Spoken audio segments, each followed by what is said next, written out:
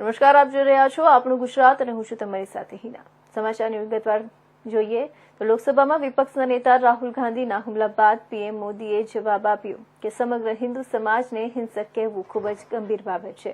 વડાપ્રધાન નરેન્દ્ર મોદીએ લોકસભામાં કહ્યું કે લોકશાહી અને બંધારણે મને શીખવ્યું છે કે મારે વિપક્ષના નેતાને ગંભીરતાથી લેવું જોઈએ।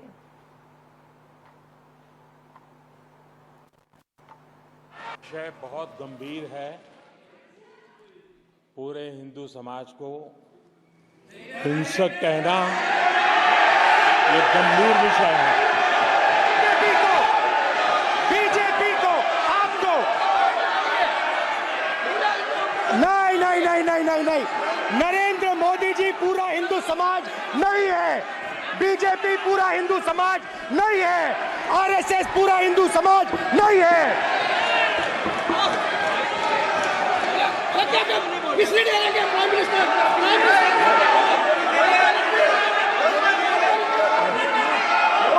मानती है तो मुझे कुछ नहीं कहना। स्पीकर सर, माननीय अध्यक्ष जी, लोकतंत्र ने और संविधान ने मुझे सिखाया है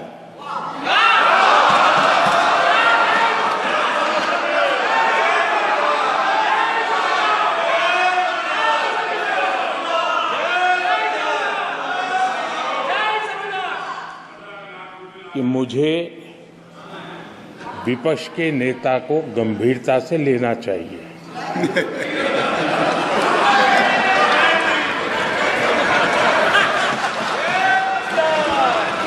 स्पीकर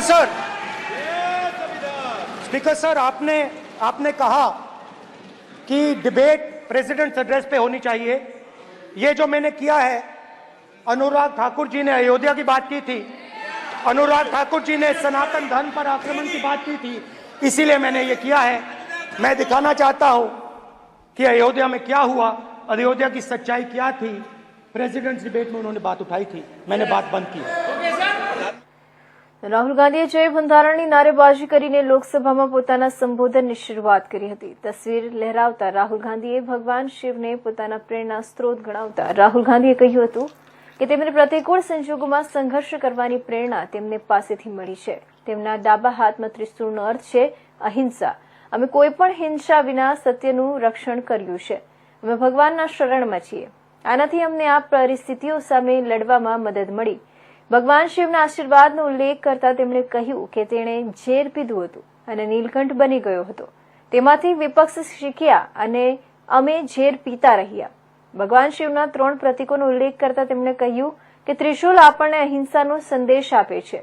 આ સિવાય તેમની અભય મુદ્રામાં ઊંચો હાથ કોંગ્રેસના પ્રતીક સમાન છે। રાહુલ ગાંધીએ ઇસ્લામનો પણ ઉલ્લેખ કર્યો હતો।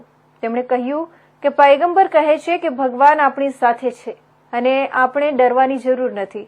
એ જ રીતે ઇસ્લામમાં પણ ભયથી દૂર રહેવાનો સંદેશ આપવામાં આવ્યો છે।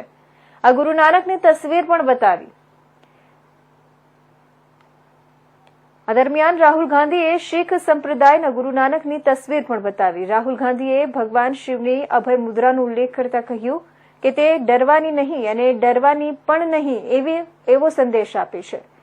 તે આવો સંદેશ આપે છે જ્યારે પોતાને હિન્દુ ગણાવતા લોકો આખો દિવસ હિંસા કરે છે। હિન્દુ અને હિંસા સાથે જોડવાને મુદ્દે ભાજપના સાંસદોએ હંગામો મચાવ્યો હતો અને તેને આ સમાજનું અપમાન ગણાવ્યું। આટલું જ નહીં, પીએમ નરેન્દ્ર મોદીએ પોતે હસ્તક્ષેપ કર્યો અને ઉભા થયા અને કહ્યું કે સમગ્ર હિન્દુ સમાજને હિંસક કહેવું અપમાન છે।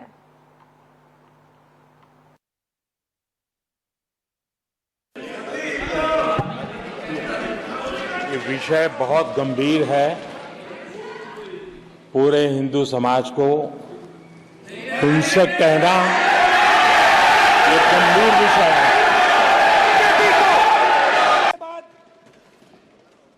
जीसस क्राइस्ट की इमेज देखिए, उसमें भी आपको अभय मुद्रा दिखाई देगा। जीसस क्राइस्ट की इमेज में भी अभय मुद्रा, डरो मत, डराओ मत। और जीसस क्राइस्ट ने कहा कि अगर आपको कोई थप्पड़ मारता है तो दूसरा गाल दिखा दो। सर, गुरु नानक जी के चित्र में भी आपको अभय मुद्रा दिखाई देगा। गुरु नानक जी भी कहते हैं कि डरो मत, डराओ मत। और पंजाब से गुरु नानक जी मक्का तक गए, थाईलैंड तक गए, अफगानिस्तान गए, श्रीलंका गए, किसी से हिंसा नहीं की, अहिंसा की बात की, सत्य की बात की, और किसी को उन्होंने अपनी जिंदगी में नहीं डराया। उसके बाद जीसस क्राइस्ट की इमेज देखिए, उसमें भी आपको अभय मुद्रा दिखाई देगा। जीसस क्राइस्ट की इमेज में भी अभय मुद्रा, डरो मत, डराओ मत। और जीसस क्राइस्ट ने कहा कि अगर आपको कोई थप्पड़ मारता है तो दूसरा गाल दिखा दो। उसके बाद बुद्ध भगवान, अभय मुद्रा।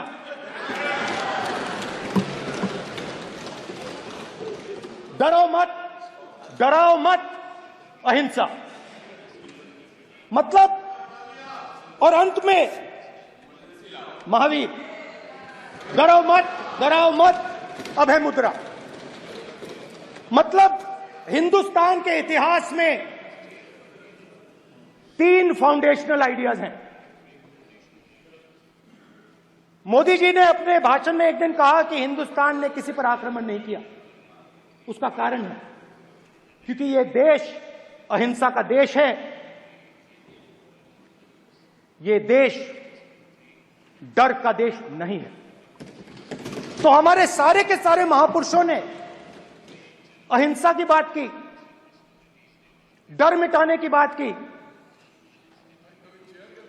डरो मत, डराओ मत, डरो मत, डराओ मत।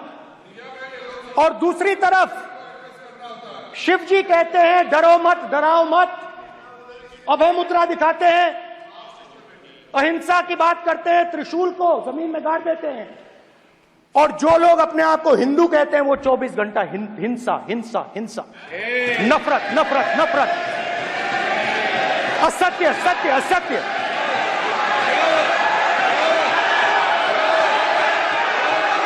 आप हिंदू हो ही नहीं।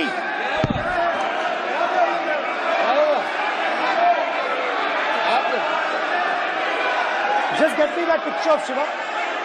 Inside speaker's office. हिंदू धर्म में साफ लिखा है, सत्य के साथ खड़ा होना चाहिए, सत्य से पीछे नहीं हटना चाहिए, सत्य से नहीं डरना चाहिए। अहिंसा हमारा प्रतीक है। अभय मुद्रा,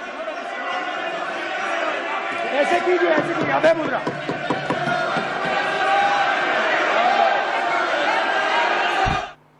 તો આ તરફ જીસીસીઆઈની નવા પ્રેસિડેન્ટની ચૂંટણી પૂર્ણ થઈ છે, ત્યારે નવા પ્રેસિડેન્ટ તરીકે સંદીપ એન્જિનિયરની વરણી કરવામાં આવી છે। સિનિયર વાઇસ પ્રેસિડેન્ટ તરીકે ઉદ્યોગપતિ રાજેશ ગાંધીની વરણી કરાઈ છે। નિમણૂક બાદ તેમણે જણાવ્યું હતું કે એઆઈની દુનિયામાં ચેમ્બરને ટેકનોલોજી બેઝ ગુજરાત અને દેશમાં આગળ લઈ જઈશું અને વિકસિત ભારત બનાવવામાં ગુજરાત ચેમ્બરની ભૂમિકા આગામી વર્ષમાં વિશેષ રહેશે। ગત વર્ષે 12 હાજર મેમ્બરને જોડ્યા છે અને આ વર્ષે 1 લાખ મેમ્બરને જીસીસીઆઈ સાથે જોડવાનું લક્ષ્ય છે।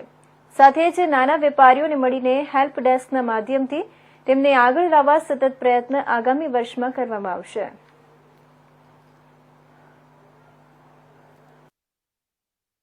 પ્રોગ્રામ ચાલે છે આપણે આ વખતે હું એક પ્રોગ્રામ બે પ્રોગ્રામમાં ઇન્વાઇટ કરીશ અને આ પ્લીઝ એક તો અમે એમએસએમઈ નો એક ખૂબ સરસ પ્રોગ્રામ છે કે જે નવા એન્ટરપ્રેન્યોર્સ હોય બનીને એમને કંઈ ઇન્વેન્શન કર્યું, નવી પ્રોડક્ટ કાઢી, એમને અહીંયા બોલાવી પ્રેઝન્ટેશન કરાવીએ છીએ, બેન્કર્સને બોલાવીએ છીએ, ઉદ્યોગકારોને બોલાવીએ છીએ અને એમને ડાયરેક્ટ ધંધો મળે એવા ટાઈપ અમે અનેક આપીએ છીએ।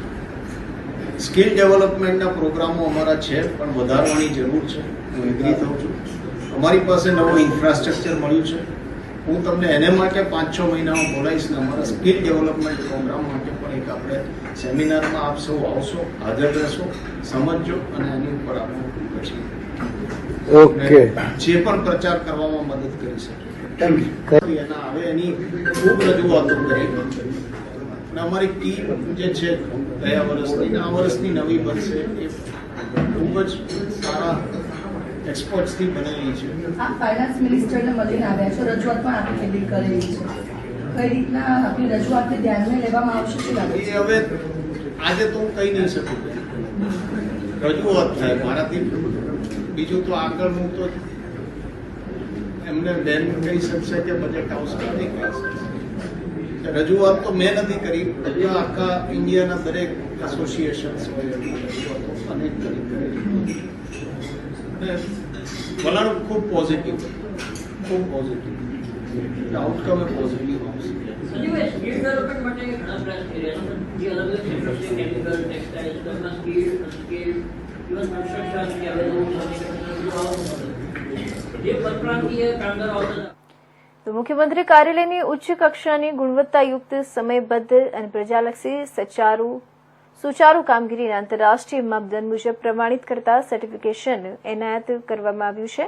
વર્તમાન વડાપ્રધાન નરેન્દ્ર મોદીએ ગુજરાતના તત્કાલીન મુખ્યમંત્રી તરીકે રાજ્યની વહીવટી કાર્ય સંસ્કૃતિમાં ગુણાત્મક પરિવર્તન લાવવાની પ્રતિબદ્ધતા સાથે ગુણવત્તા અને કાર્યસિદ્ધિના ઉદ્દેશ્યથી મુખ્યમંત્રી કાર્યાલયને 2009માં ISO બેન્ચમાર્કની ક્વોલિટી ઉપર મૂક્યું હતું. મુખ્યમંત્રી ભૂપેન્દ્ર પટેલના માર્ગદર્શનમાં સ્વાગત કાર્યક્રમ તથા ISO ઓડિટની પરંપરા પણ સફળતાપૂર્વક આગળ ધપી છે.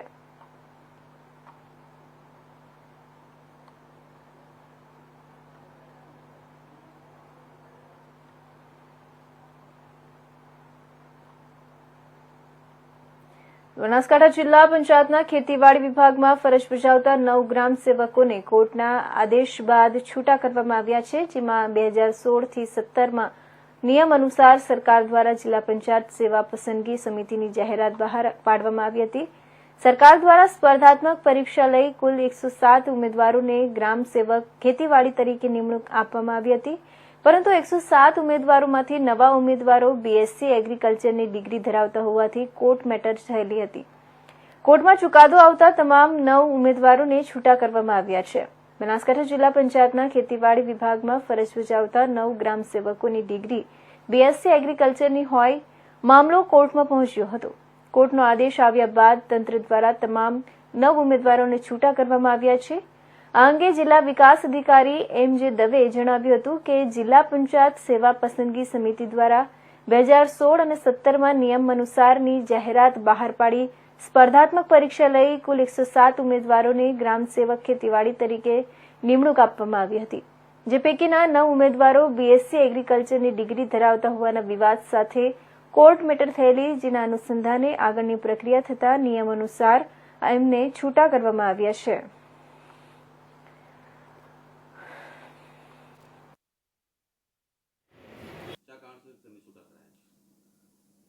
આની વાત કરીએ તો જિલ્લા પંચાયત સેવા પસંદગી સમિતિ દ્વારા 2016-17માં નિયમ અનુસારની જાહેરાત બહાર પાડી સ્પર્ધાત્મક પરીક્ષા લઈ કુલ 107 ઉમેદવારોને ગ્રામસેવક ખેતીવાડી તરીકે નિમણૂક આપવામાં આવેલ.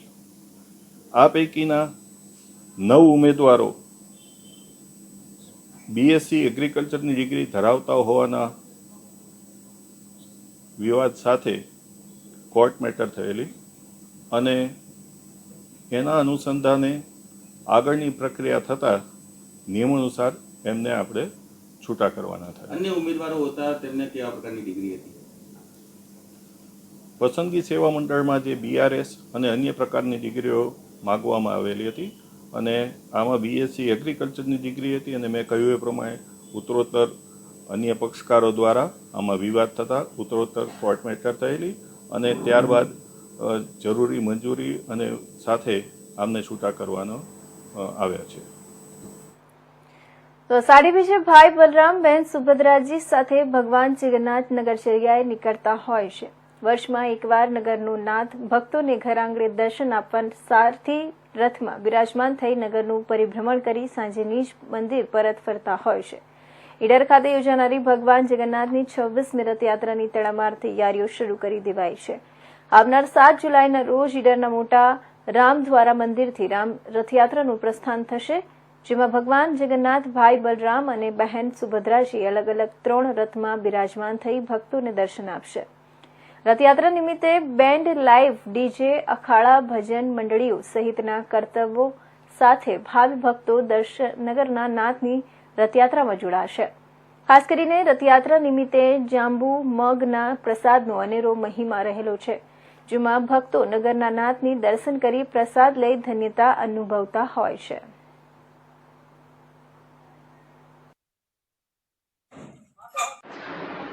आज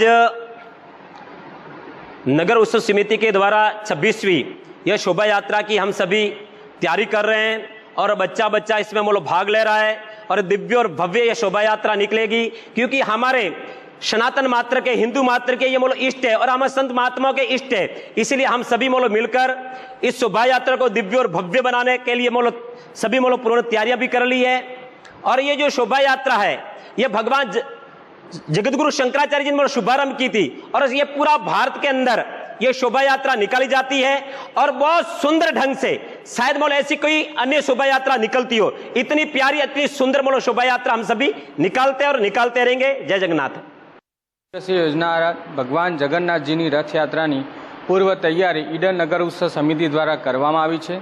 भगवान जगन्नाथजी, भगवान बलभद्रजी और बहन सुभद्राजी ईडन नगरनी नगरचर्याए निकळवाना छे અને ઈડન નગર ઉત્સવ સમિતિ દ્વારા આની કોઈ રથયાત્રાની કોઈ કચાશ નહીં રહી જાય તેની પૂર્વ તૈયારી કરવામાં આવી છે. ઈડન નગર ઉત્સવ સમિતિ દ્વારા આકર્ષણના કેન્દ્ર બને તેવા અખાડાની, ડીજે, લાઈવ ડીજે, નાસિકની પણ વ્યવસ્થા રથયાત્રામાં કરવામાં આવી છે. ભક્તજનોનો અંદર ખૂબ આનંદ અને ઉત્સાહ રથયાત્રાનો ઈડર નગર અને તાલુકામાં જોવા મળી રહ્યો છે. ઈડર નગર ઉત્સવ સમિતિ દ્વારા વિવિધ વિસ્તારોમાં નગરચર્યાએ ભગવાન નગરચર્યા નીકળે છે. ત્યાર પછી ભગવાનનું મોસાળું પણ થાય છે, મહાપ્રસાદ પણ લેવાય છે અને સાંજે આખા દિવસ દરમિયાન સાંજે ભગવાન નિજ મંદિરે પરત ફરતા હોય છે. તારીખ 7/7/2024 રવિવારના દિવસે ઈડર નગર ઉત્સવ સમિતિ દ્વારા આયોજિત ભગવાન શ્રી જગન્નાથજીની 26મી ભવ્ય રથયાત્રા ઈડર નગરમાં નીકળવા જઈ રહી છે, જેમાં સાબરકાંઠા જિલ્લાની એકમાત્ર મોટામાં મોટી રથયાત્રા એ ઈડર નગરમાં નીકળે છે, જેમાં 4 બગી સાથે ભગવાન શ્રી જગન્નાથજીના 3 રથ અને 2 ડીજે તેમજ અખાડો, મગ, જાંબુ અને પ્રસાદ, કાકડીનો પ્રસાદ અને મહિલા મંડળ, ભજન મંડળ સાથે મોટા પ્રમાણમાં ભજન મંડળ સાથે જય રણછોડ માખણ છોડના નાદ સાથે આ સમુદાય આખી રથયાત્રામાં સવારથી સાંજ સુધી વિપુલ પ્રમાણમાં મોટા પ્રમાણમાં ભક્ત સમુદાયનો આરતી અને પ્રસાદનો લાભ લે છે. જય જગન્નાથ.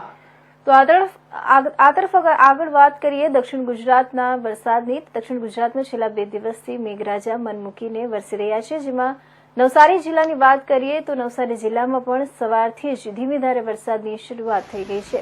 જિલ્લામાં સાર્વત્રિક વરસાદ ખેડૂતો માટે આશીર્વાદરૂપ સમાન બન્યો છે. શહેરમાં કેટલાક વિસ્તારોમાં વરસાદી પાણી ભરાવાના બનાવો પણ બની ગયા છે. નવસારી જિલ્લામાં સતત 3જા દિવસે મેઘમહેર યથાવત રહી છે. ગત 24 કલાકની વાત કરવામાં આવે તો જિલ્લાના 6 તાલુકામાં વરસાદ નોંધાયો હતો.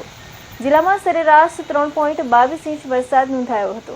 ગઈકાલના વરસેલા વરસાદના આંકડા પર નજર કરીએ તો નવસારીમાં 90 મિલીમીટર એટલે કે 3.75 ઇંચ, જલાલપુરમાં 85 મિલીમીટર એટલે કે 3.54 ઇંચ, ગણદેવીમાં 88 મિલીમીટર એટલે કે 3.66 ઇંચ, ચીખલીમાં 75 મિલીમીટર એટલે કે 3.12 ઇંચ અને ખેરગામમાં 95 મિલીમીટર એટલે કે 3.95 ઇંચ, વાંસદામાં 50 મિલીમીટર એટલે કે 2.8 ઇંચ વરસાદ નોંધાયો હતો. નવસારી જિલ્લામાં વરસાદની સ્થિતિની વાત કરીએ તો કોઈપણ તાલુકામાં નોંધનીય વરસાદ નથી. વહેલી સવારથી જ વરસાદે વિરામ લેતા જનજીવન વરસાદી વિઘ્ન ફરીવાર દોડતું થયું છે. નવસારી જિલ્લામાં છેલ્લા 3 દિવસથી વરસાદ જામ્યો છે. સાથે જ ભારે વરસાદ, પવન ફૂંકાતા કાચા મકાનો પણ પ્રભાવિત થયા હતા.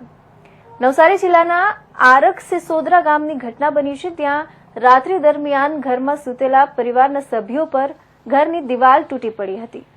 ઘરમાં સૂતેલા પરિવારના સભ્યો પર અચાનક દિવાલ પડતા 3 લોકોને ઈજાગ્રસ્ત થયા હતા અને તેઓને સારવાર અર્થે હોસ્પિટલ ખસેડવામાં આવ્યા હતા.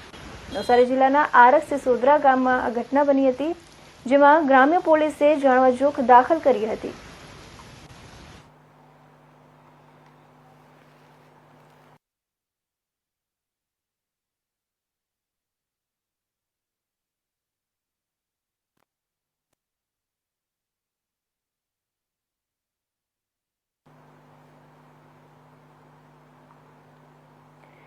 તો કેશોદ તાલુકામાં ચોમાસાની શરૂઆતમાં મેઘરાજાના આગમનના એંધાણ જોવા મળતા ન હતા, 25 જૂનથી છૂટાછવાયા ઝાપટાથી ખેડૂતો નિરાશ થયા હતા. ગત વર્ષે ચોમાસાના પ્રારંભે જ 10 ઇંચ વરસાદ જેટલો નોંધાયો હતો, જ્યારે આગામી વર્ષે મેઘરાજાએ ક્યાંક ને ક્યાંક અમિત છાંટણા કર્યા હતા. હાલના વર્ષની વાત કરીએ તો 3 તબક્કામાં વાવણીના શ્રી ગણેશ થઈ ગયા હતા. હાલના વર્ષે દર વર્ષની જેમ એમની સરખામણીએ 4 ગણી આગોતરી મગફળીનું વાવેતર ઓછું થયું હતું. વાવણી લાયક વરસાદ ન થતા છૂટોછવાયો વરસાદ જોવા મળ્યો હતો. છૂટોછવાયો વરસાદ થતા હાલના વર્ષે વાવણીમાં પણ છૂટોછવાયો વરસાદ બાદ ગત રાત્રિથી મેઘરાજાનું સર્વત્ર આગમન થતા કેશોદ તાલુકામાં ગત રાત્રિથી જ અત્યાર સુધીમાં 3 ઇંચ જેટલો વરસાદ થયો છે, જ્યારે મોસમનો કુલ 7.5 ઇંચ વરસાદ થઈ ગયો છે. છેલ્લા એક દિવસની મેઘરાજાની ધમાકેદાર એન્ટ્રીમાં ખેડૂતો ખુશીમાં આવી ગયા હતા. ખેડૂતોમાં ખુશીનો માહોલ જોવા મળ્યો હતો. મેઘ સવારીની ખેતરોમાં રસ્તાઓમાં પાણી જોવા મળી ગયા હતા. કેશોદ તાલુકામાં મોટાભાગનું વાવણી કાર્ય પૂર્ણ થઈ ગયું છે. કેશોદ તાલુકામાં વાવણી કાર્ય ચાલુ છે. તે થોડા ખેડૂતોને વાવણી કાર્ય બાકી હોય ત્યારે મેઘરાજાની અવિરત મેઘ સવારીથી ખેડૂતોમાં ખુશી જોવા મળી હતી.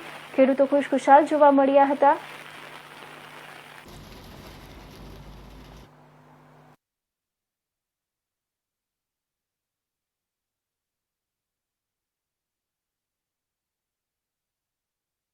તો આ તરફ જ્યારે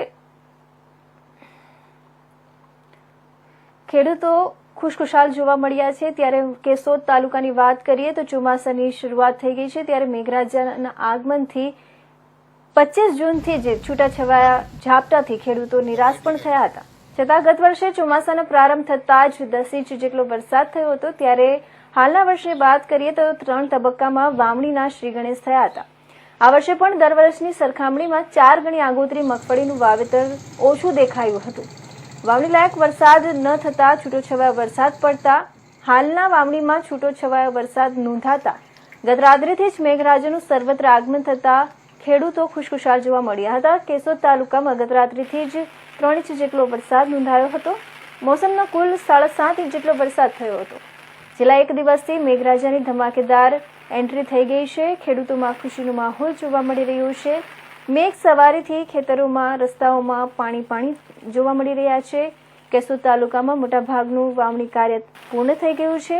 થોડા ખેડૂતોને વાવણી કાર્ય બાકી છે અને ત્યારે મેઘરાજાની અવિરત મેઘ સવારીથી ખેડૂતો ખુશ થઈ ગયા છે.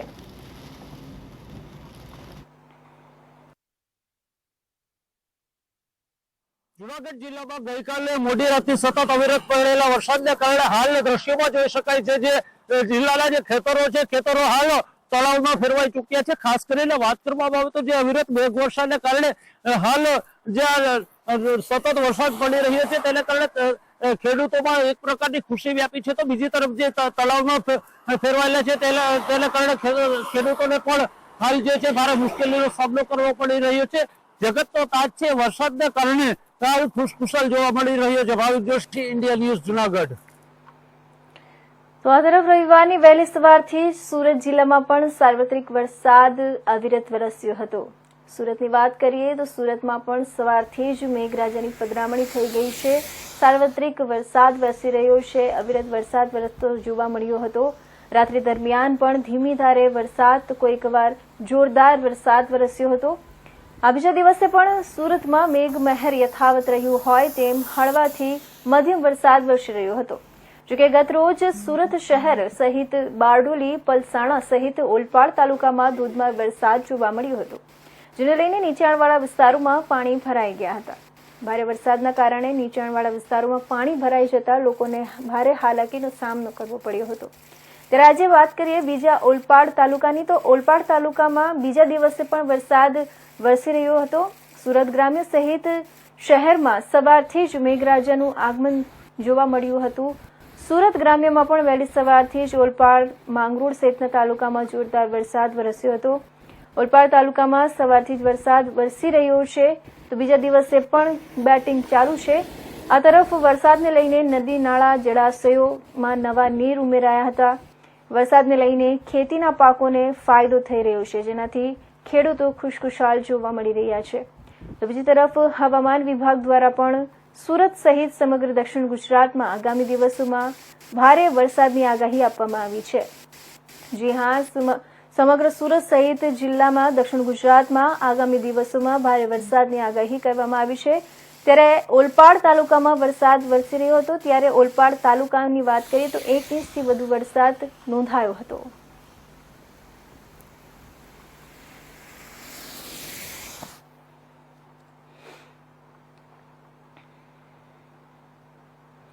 તો અત્યારના મહત્વના સમાચારમાં બસ આટલું જ। ફરી મળીશું નવા સમાચાર સાથે। ત્યાં સુધી રજા આપશો।